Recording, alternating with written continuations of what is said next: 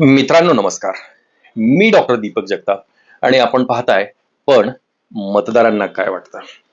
आज मी ज्या विषयावर बोलणार आहे त्या विषयाचं शीर्षक आहे गोवा गुटखा आणि राजकारण. गोवा गुटखा, स्पेसिफिकली मी गोवा गुटखा हा शब्द का वापरला, गोवा याचा उल्लेख मी का केला. एक तर गुटखा ही काही जीवनावश्यक वस्तू नाही, एक गोष्ट. दुसरी गोष्ट, गोवा गुटखा खाल्ल्यानंतर तात्पुरती हुशारी किंवा तरतरी येते. तात्पुरती हुशारी वाटते किंवा तरतरी येते, मूड फ्रेश होतो, चांगला होतो, डोपामाइन सिक्रेशन व्हायला लागतं.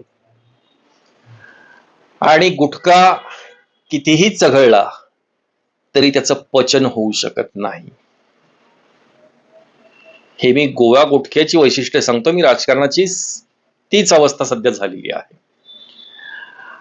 आणि चौथी गोष्ट की गोवा गुटखा चावून झाल्यानंतर, रवंथ केल्यानंतर थुंकण्याची चीज आहे, हे आत्ताच्या आमदार आणि खासदारांनी लक्षात घेणं गरजेचं आहे. जनतेच्या डोक्यात किंवा जनतेला आपण गृहीत धरून जी काही राजकीय वाटचाल करताय त्याचा पुढे जाऊन गोवा गुटखा होणार आहे. मी गोवा या शब्दाची पुन्हा अर्थफोड करणार आहे. पण गुटखा खाल्ल्या खाल्ल्या तरतरी येते, ताजतवानं वाटतं, फ्रेश वाटायला लागतं, आनंदी उत्साही वाटायला लागतं. हे सगळे गुटख्याचे गुणधर्म जे आहेत हे तात्कालिक आहेत.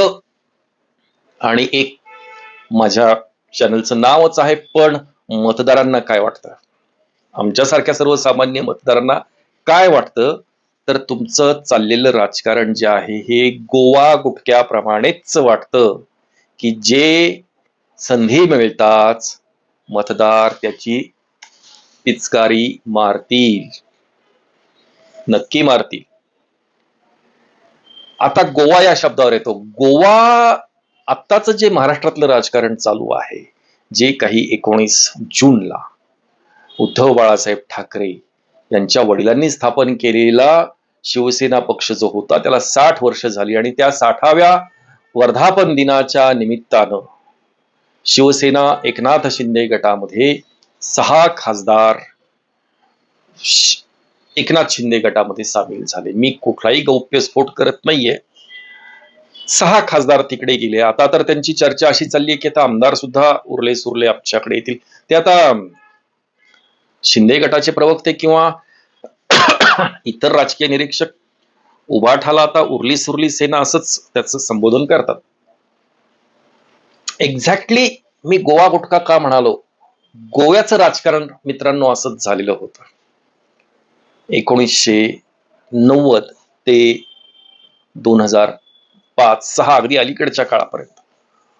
गोवा एकतर ते नकाशावर दिसणार एवढं छोटस राज्य आहे. पुणे महानगरपालिकेचा एक वॉर्ड सुद्धा मोठा आहे, एवढे त्यांचे विधानसभा मतदारसंघ छोटे छोटे आहेत. त्यामुळं ज्याला आमदार व्हायचे तो काय सकाळी सायकलवर किंवा चालत जरी निघाला तरी तो फेरफटका अख्ख्या मतदारसंघाचा मारू शकतो. इतके छोटे छोटे त्याचे मतदारसंघ आहेत विधानसभेचे, फार काही मोठं नाही. पण शेवटी त्या छोट्याशा राज्याला सुद्धा एक मुख्यमंत्री, त्या छोट्याशा राज्याचे सुद्धा आमदार, भले ते आमच्या पुणे मुंबई सारख्या शहरांच्या वॉर्ड रचनेपेक्षाही छोटे असतील पण ते आमदार आहेत ना. त्यांच्या नावापुढं मा आ लागतं, माजींना सुद्धा मा लागतं आणि माननीय जे आता विद्यमान आहेत त्यांना पण मा लागतं. हा आपण आता प्रघात पाडून घेतलाय. मा म्हणलं म्हणजे माझी पण होतं किंवा माननीय खरं तर माननीय होतं, माझीला माझी म्हणायला हरकत नाही. प्रतापसिंह राणे, रमाकांत खलप वगैरे ही मंडळी असताना ना एका रात्रीत मंत्रिमंडळ बदलायचं, एका रात्रीत. आज हे आमदार इकडे आहेत, त्यांनी मंत्रिमंडळाचा शपथविधी झाला, दुसऱ्या दिवशी सकाळी उठाव तर मंत्रिमंडळ गडगडला. इथले 4 आमदार फुटले, त्या गटात जाऊन दाखल झाले, तिकडचे 4 फुटले, इकडे येऊन दाखल झाले. की सतत शपथविधी होणारं राज्य आणि सारखंच त्या आमदारांच्या नागधुऱ्या काढत बसायचं राज्य म्हणजे गोवा. म्हणून मी गोवा गुटखा म्हटलं. गुटख्याची जी काय किंमत असते ती गोव्यातल्या लोकांनी त्यांना दाखवून दिली, की पुढे जाऊन मग हे लाड फारसे चालले नाही. परंतु एक असा काळ गेला, 15, 16, 17, 18 वर्ष काळ गोवा विधानसभेचा असा होता. एका रात्रीत पलटी मारायचे आमदार. आणि एक्झॅक्टली इथे महाराष्ट्रामध्ये आता हेच चालू आहे. याच्यामध्ये काय आहे, काल मी आता एक माजी मंत्री आणि उबाठा गटाचे आमदार भास्कर जाधव, कोकणातले चिपळूण गुहागर मतदारसंघ असावा कदाचित, त्याचे आमदार आहेत.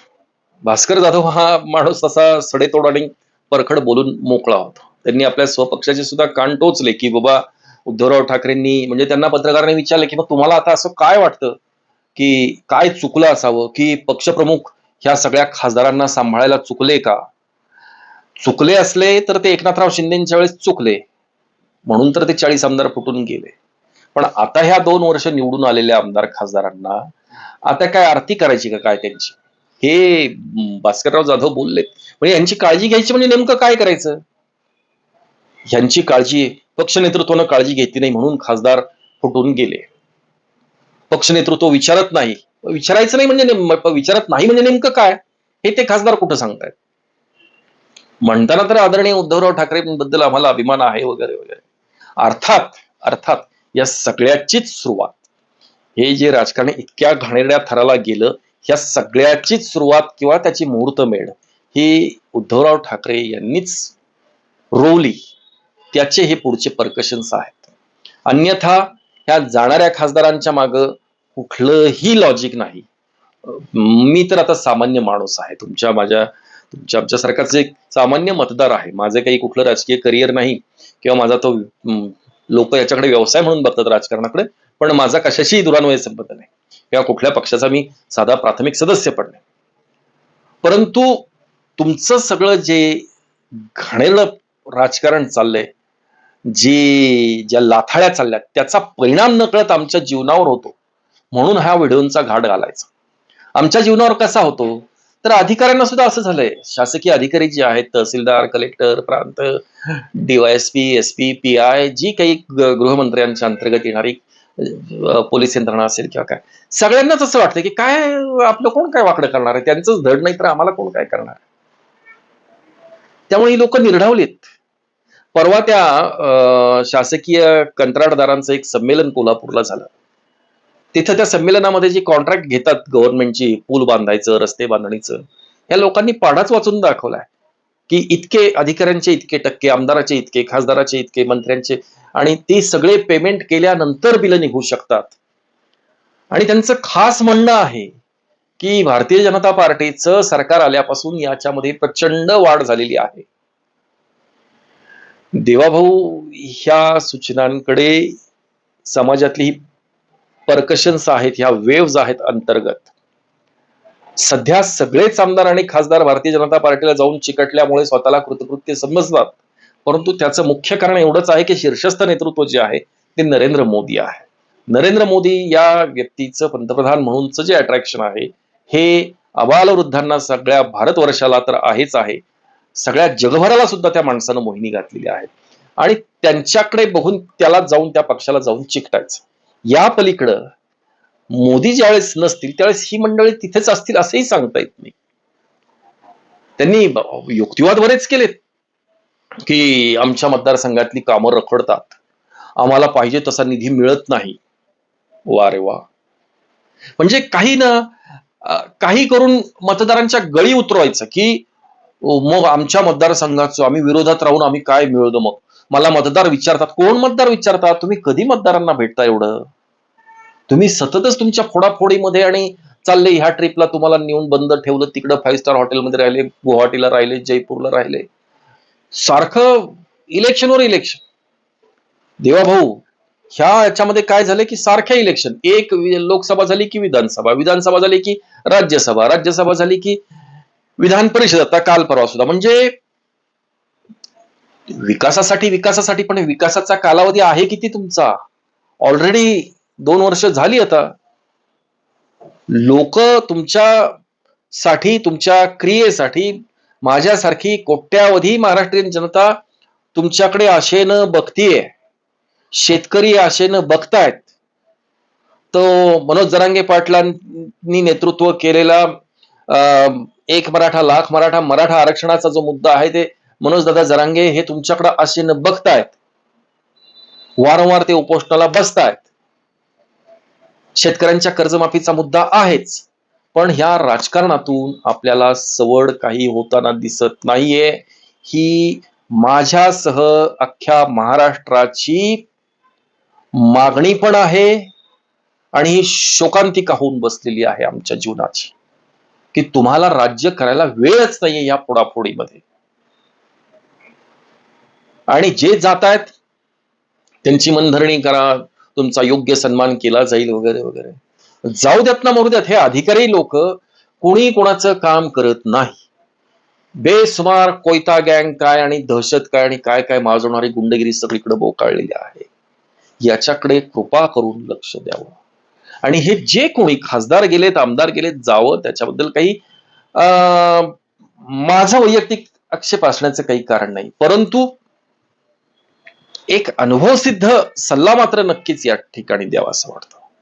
मी ज्या मतदारसंघातून येतो, विधानसभा मतदारसंघ, दादासाहेब जाधवराव 6 वेळा हा माणूस आमदार होता. 30 वर्ष, कदाचित मी चुकत असेल 7 वेळा सुद्धा असावेत दादा जाधवराव. जनता दल, मग त्यांना बरं नाही वाटलं की मी विरोधी पक्षात का राहायचं. काही त्यांची तत्व जी होती समाजवादी विचारसरणीची त्याच्याशी ते इतके बांधील होते आणि इतके घट्ट त्या विचारांची नाळ होती की त्याच्यात कॉम्प्रोमाइज त्यांनी कधी केलं नाही. भले मी वाट बघेल आमचं सरकार जेव्हा येईल. आणि ते आलं एकदा जनता दल आणि ही युती झाली आणि त्यावेळेस ते राज्यमंत्री पण झाले, कृषी राज्यमंत्री आणि माजी सैनिक कल्याण मंत्री. पण त्या सत्तेच्या माग आमचा लोकसभा मतदारसंघ तर बारामती आहे, शरद पवार. म्हणून हा माणूस काही कोलांटुड्या मारत कधीच नाही बसला. बरं, सगळ्याच्या सगळ्या इलेक्शन मध्ये कधी ती भारा घेतलेली बाई, कधी ट्रॅक्टर, कधी नांगरधारी शेतकरी, वेगवेगळी चिन्ह, प्रत्येक इलेक्शनला वेगळं चिन्ह. कमळच पाहिजे धनुष्यबाण पाहिजे असं रडत नाही बसले दादा जाधवराव कधी. पण लोकांनी त्यांच्या ह्या विश्वासार्हतेमुळे आमच्या मतदारसंघातला एकही माणूस, मी चॅलेंज देऊन सांगतो, कोणीही जाऊन तपासावं, दादा जाधवराव या व्यक्तीबद्दलचं मत जाणून घ्यावं नक्की. कोणीही अंदाजे फोन करून विचारा की जाधवराव कसे आहे.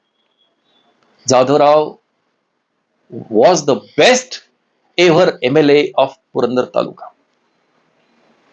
सर्वात सुसंस्कृत, अजूनही हयात आहेत, वय 94, अजूनही निरोगी आहेत, समाधानी आहे. गणपतराव देशमुख सांगोला, त्यांचा कुठला मला वाटतं जनता दल किंवा शेतकरी कामगार पक्ष. अहो 10 वेळा आमदार, 50 वर्ष आमदार, एसटीनं प्रवास करणारा माणूस गणपतराव देशमुख सांगोल्याचे. त्यांच्या मतदारसंघाचं का नाही बरं आडलं, त्यांच्या मतदारांनी बरं नाही विचारलं त्यांना. हे जे आता खासदार आणि आमदार म्हणतायत सत्ताधारी पक्षात असल्याशिवाय उपयोग नाही, तर मग आम्हाला विकास करूच शकत नाही आम्ही.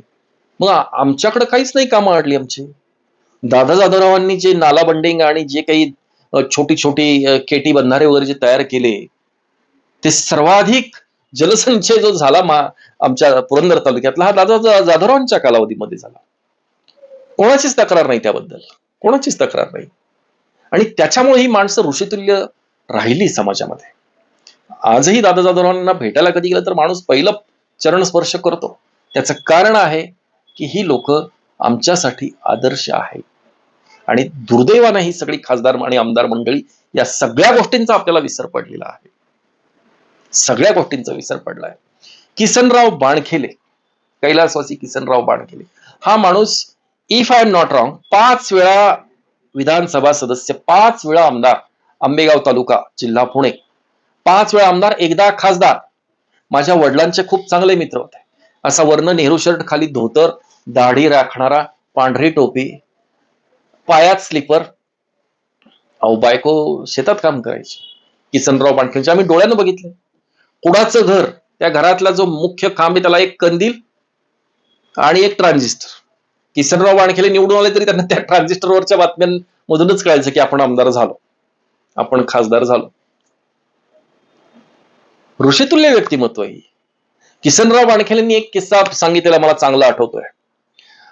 चंद्रशेखरांचं ज्यावेळेस पंतप्रधान म्हणून शपथविधी झाला त्यावेळेस असंच खासदार फोडाफोडी, हॉर्स ट्रेडिंग हा शब्द तेव्हापासून आला. हॉर्स ट्रेडिंग, घोडे बाजार. त्या घोडे बाजार किसनराव बाणखिलेंनी सांगितला. माझ्या वडिलांना ते साहेब म्हणायचे. अहो म्हणले, साहेब आमच्या त्या आम्ही जिथं राहतो त्या लॉबीमध्ये माझ्याकडे एक जण भेटायला आला होता आणि म्हणला, साहेब चला म्हणून इकडं, आणि बॅग आणली पैशाची. डायरेक्ट ह्याच भाषेमध्ये. त्यावेळेस काही मोबाईल नाही, काही नाही, त्यामुळे असं काय रेकॉर्डिंग करण्याची काही पद्धतच नाही, सीसीटीव्ही पण नाही. तर म्हणले चुकून त्याचं त्या पॅसेजमध्ये जाताना ती बॅगचा खटका काहीतरी निघाला आणि ती बॅग सगळी सांडली. 65 लाख रुपये होते. म्हणले, साहेब आयुष्यात मी 65 लाख एक रकमी बघितलेले नाही. खासदाराचं म्हणणं आहे. किसनराव बाणखिले. लोक विसरत नाहीत अशी माणसं आणि पुन्हा पुन्हा निवडून देतात. काही खर्च विर्च काही नाही. हे आत्ताचे जे आमदार आणि खासदार हे म्हणजे प्रत्येक मताला पैसे ओतावे लागतात. पण ही अशीच समाजानंच डोक्यावर घेतलेली माणसं आहेत की जी स्वतःची नीतिमूल्य, त्यांच्या आई वडिलांची शिकवण, त्या ज्या समाजामध्ये राहतो त्या समाजाकडून मिळालेली शिकवण, त्यांच्या गुरुजनांची शिकवण आणि मग त्यांच्या पक्षाची ध्येय धोरणं जी असतील त्याप्रमाणे नाकासमोर बघून वाटचाल करणारी ही मंडळी. याच्यातलं आता काहीही राहिलेलं नाही दुर्दैवानं. मधु दंडवते, जनता दल, दादा जाधवरावांचे फार घनिष्ठ मित्र. मधु दंडवते, बापूसाहेब कळदाते, जॉर्ज फर्नांडिस, जी समाजवादी विचारसरणीची जी मंडळी होती ती दादासाहेब जाधवराव आमचे त्यांचे मित्र आहे. मधु दंडवतेंचा जन्म झालेला आहे नगरला. शिक्षण झालंय नगर म्हणजे अहिल्यानगर, पूर्वीचं अहमदनगर पण अहिल्यानगरचा माणूस हा. प्राध्यापक. उभा राहतो कोकणामध्ये राजापूरमधून. राजापूरमधून 5 वेळा खासदार. 5 वेळा खासदार. त्याच्यामध्ये एकदा रेल्वे मंत्री मोरारजी देसाईंच्या मंत्रिमंडळामध्ये, एकदा रेल्वे मंत्री. वाजपेयींच्या मंत्रिमंडळामध्ये नाही, वाजपेयींचं नाही, ते युतीच जसं आघाडीचं सरकार होतं ते देवेगौडा आणि इंद्रकुमार गुजराल वगैरे त्या काळामध्ये अर्थमंत्री. काय ही लोक. त्याच्या अगोदर आमदार, 5 वेळा खासदार, म्हणजे 25 वर्ष खासदार. अहो ते राजापूर लोकसभा मतदारसंघातील लोक डोळे झाकून शिक्के मारत होते. मधु दंडवते म्हणजे मधु दंडवतेच. गेली कुठेही माणसं. बरं फार जुनी गोष्ट सांगतोय अशातलाही भाग नाही. मी काय पंडित नेहरूंचा कालावधी वल्लभभाई पटेल त्यावेळेस माझाही जन्म झालेला नव्हता, तेच सांगतोय अशातली नाही. ही अलीकडची माणसं आहेत, त्याच्यातली जिवंत पण आहेत लोक. तर ह्या सगळ्या ज्या गोष्टी आहेत, दीर्घकालीन राजकारण ज्याला करायचंय ना त्याच्यामध्ये या गोष्टी चालत नाहीत. माझ्यासारख्या सर्वसामान्य मतदारांना आमची अडचण आणि गोची झाली आहे समजा आता, की आमची कामं होत नाहीयेत. कित्येक आमचे प्रॉब्लेम्स तसेच लटकलेले आहेत. सरकार दरबारी काही ना काहीतरी कुठल्या ना कुठल्या सरकारी कार्यालयामध्ये कोणीही, सगळं अंधाधुंद चाललेलं आहे.